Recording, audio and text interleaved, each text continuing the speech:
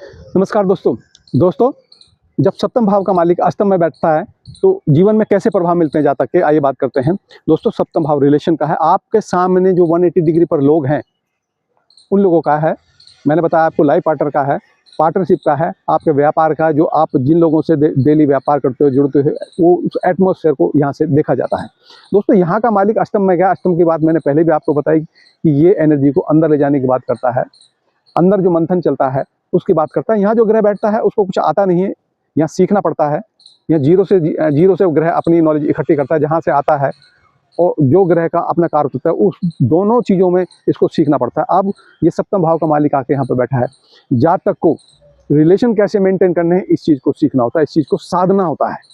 क्योंकि अष्टम भाव 9वें भाव का 12वां भाव है, यानी धर्म का वह। यहाँ जातक अगर किसी क्रूर ग्रह की दृष्टि पड़ जाए अष्टम में बैठे ग्रह पर, तो ऐसा जातक रिलेशन जो है वो उसमें धर्म का पालन नहीं करता। आप समझ गए होंगे मैं क्या कहना चाहता हूं। धर्म विरुद्ध रिलेशन बना लेता है।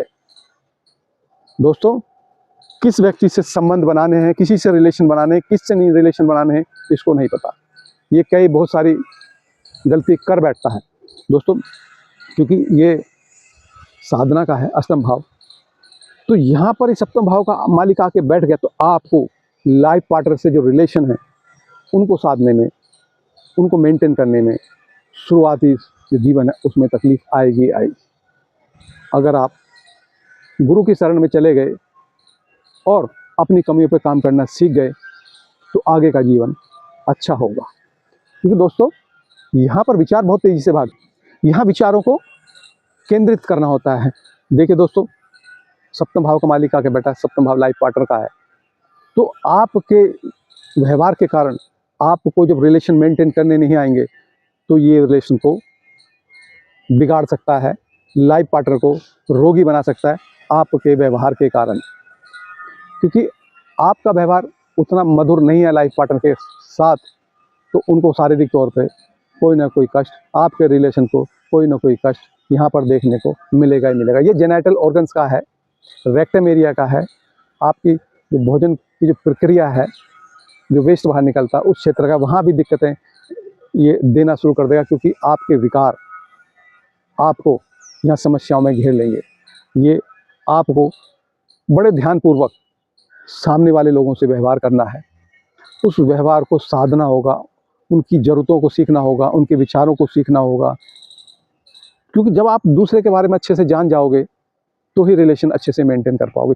अष्टम में भाव में जब आने के बाद आपको जो गहराई है अपने रिलेशन में वो बनानी सीखनी होगी। क्योंकि अगर आप ऐसा नहीं करोगे तो एक अच्छे व्यापारी नहीं होगे। दूसरे का प्लेटफॉर्म है, आप धन कैसे कमाओगे? दूसरे के धन पे आप बैठ के अगर रिलेशन सामने वाले से अच्छे मेंटेन नहीं करोगे तो आपका व्यापार अच्छा नहीं चलेगा, आपके रिलेशन अच्छे नहीं चलेंगे। दोस्तों, कुल मिला के मैं यही कहूँगा कि यहाँ पर आपको अपने रिलेशन साधने, क्योंकि ये लगन से अष्टम है, कई तरह की समस्याएं आपको होंगी। क्यों होंगी? क्योंकि आपके विकार आपको कुछ ऐसी परिस्थितियों में ले जाएंगे जिससे जीवन में बहुत बड़ी बाधाएं, दुर्घटनाएं, चाहे फाइनेंशियल हो या शारीरिक हो या संबंध की हो, रिलेशन की हो, लाइफ पार्टनर के साथ हो, देखने को मिलेंगी ही मिलेंगी।